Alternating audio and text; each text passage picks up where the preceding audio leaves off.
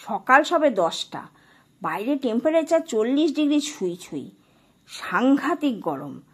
চান করে নিয়েছি এর মধ্যেই সকাল থেকে প্রায় 3-4 বার। যা ঘাম হচ্ছে। আজকে একটু পাট শাক রান্না করব। এই পাট শাক দিয়ে এখনকার দিনে ভাত খেতে বড্ড ভালো লাগে, আর খেয়ে তৃপ্তি হয়, পেটও ঠান্ডা থাকে। পাট শাকটা বসিয়ে দিয়েছি, আর ওইদিকে তাড়াতাড়ি আর একটু মাংসটা বসিয়ে দিই। পাতলা করে ঝোল করে নেবো আজকে। খাসির মাংস নিয়েছি, এর পাতলা ঝোল হলেই ভাত উঠে যাবে, আর কিচ্ছু লাগবে না। তবে যতই হালকা করে রান্না করি, রান্নাটা ভালো করে করব। এই বেলায় রান্নাঘরে ঢুকেছি, কিন্তু ও বেলায় দরজার দিকেও ফিরে তাকাবো না। একদম সেই রকমভাবেই রান্না করে নিয়েছি। পেঁয়াজ একটু বেশি করে দিয়েছি, যাতে গ্রেভিটা একটু ভালো হবে। আর দিলাম হলুদ, নুন পরে দেব, এখন নুনটা দেব না। এই যেটা কষুক, ততক্ষণে মশলাটা করে নিই। মশলার জন্য দিলাম রসুন আর কাঁচা লঙ্কা। আর এবার দেব আদার এই শুকনো গুঁড়ো।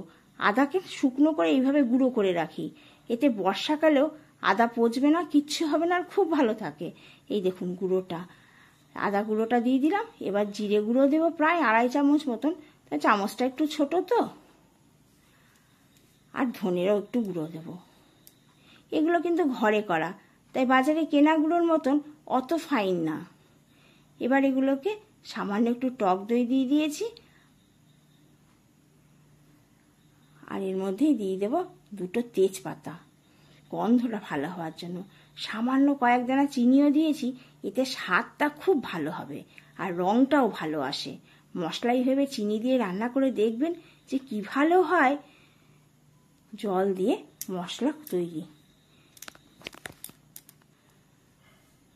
মাংসটা এবার একটু কষিয়ে নিতেই হবে। গরম টরমের ভয় করলে আর হবে না বন্ধুরা, বড্ড গরম। তা আর কি করি বলুন, এই যে এলাচের দানাগুলো আর পেলাম না, শুধুমাত্র এই দারচিনিটা ভালো করে গুলে নিয়েছি। এটাই গরম মশলার কাজটা হবে। প্রথম তেলে দেওয়ালে একটু গন্ধটা তো হয়েছে, আর এখন কিন্তু একেবারে মশলা কষার সময় দারচিনিটাকে ভালো করে মিক্সিতে ঘুরিয়ে দিয়ে দিলাম। খাসির মাংস আর যাই হোক, ভালো করে যদি একটু কষিয়ে নেওয়া হয়, তাহলে কিন্তু স্বাদ আর গন্ধ খুব ভালো হয়। তাই কষানো তো ফাঁকি দিলে চলবে না। এইবার দিলাম নুন। এবার মাংস থেকে বেশ ভালো জলটাও ছাড়বে, আর মশলাটা দারুণ কষা হবে। আমরা থাকি দুর্গাপুরে, আর দুর্গাপুরে যে কি গরম পড়ে সে আর কি বলি। প্রতি বছর গরমে একেবারে নাজেহাল করে দেয়। আপনারা কে কোথা থেকে দেখছেন অবশ্যই জানাবেন। আপনাদের ওখানে কি এত গরম পড়েছে? এই দেখুন, গল্প করতে করতে আলুগুলোকে রেডি করে নিলাম। এবার একটু এই দিকের কড়াইতে ভেজে নিই। ভাতটা হয়ে গেছে, পাট শাকটাও হয়ে গেছে। এবার মাংসটা করি, আর টুকিটাকি 2-4টে জিনিস আগে পরে করেই নেব, তাহলেই হয়ে যাবে। মাংসটা ভালো কষানো হচ্ছে তো বন্ধুরা, আপনারা দেখুন তো। এই দেখুন কেমন হয়েছে রংখানা, দারুণ হয়েছে। আর এবার কিন্তু কষাতে কষাতে দেখছি মাংস প্রায় ছেড়েই আসছে কড়াই থেকে, একদম ঠিকঠাক কষানো হয়ে গেছে। এবার মাংসের কড়াইটা নামিয়ে নিলাম, আর প্রেশার কুকারটা বসিয়ে দিলাম। জলটা একদম গরম হয়ে ফুটে উঠলে তবে দিয়ে দেবো মাংসগুলো। যতটা সম্ভব কড়াইটাকে একদম পরিষ্কার করে প্রেশার কুকারের মধ্যে দিয়ে দিয়েছি। আর এবারে এই ভেজে রাখা আলুগুলো, এগুলোও দিয়ে দিলাম।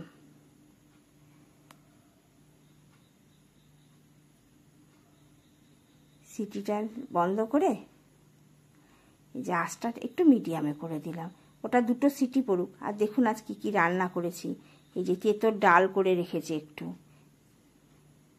গরমকালে তেঁতোর ডালটা খেতে খুব ভালো লাগে। আর এই যে আমের চাটনি করে রেখেছি, একটু গুঁড়ো মশলা টশলা দিয়ে আমের চাটনি করেছি, শেষ পাতে খেতে ভালোই লাগবে। এখানে একটু উচ্ছে শাক আর ওই তো পাট শাক করেছি। সর্বশাক করলে এই করেছি রান্না।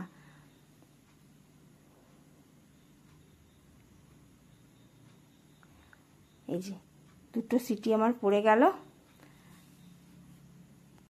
একেবারে ঘেমে নিয়ে গেছিলাম, ওই জন্য একটুখানি রেখে দিয়ে নিজের কাপড় চোপড়গুলো একবার ছেড়ে নিয়েছি। আর এই দেখুন বেশ ঠান্ডাও হয়ে এসছে, আর কি দারুণ হয়েছে।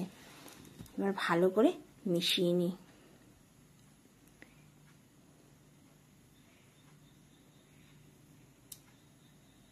এবেলায় তো এটা ওটা আছে, আর তার সঙ্গে 2 পিস করে মাংস দিয়ে দেবো, বাকিটা রেখে দেবো রাতের জন্য। তাহলে রাত্রেবেলা আমার কিচ্ছু করতে হবে না, শুধু 2-4টে করে রুটি করে নেব, তাহলেই হয়ে যাবে। আমার ঘরে আবার সকলে একটু খাসির মাংস দিয়ে রুটি খেতে ভালোবাসে, তবে আমি সেটা না, আমি কিন্তু একটু ভাত হলেই বেশি পছন্দ করি। আর চলুন, সব রেডি করে নিয়েছি, এবারে ভাতটা গুছিয়ে দিয়ে দিই। এই যে দিলাম তেঁতোর ডাল, পাট শাক, উচ্ছে শাক করেছিলাম সেটা, আর এখানে খাসির মাংস, আর সঙ্গে একটু আমের চাটনি করেছি, সেটাও দিয়ে দিয়েছি থালায়। মাঝখানে একটু সুন্দর দেখানোর জন্য লঙ্কাটা দিয়ে দিলাম। কেমন হয়েছে অবশ্যই জানাবেন।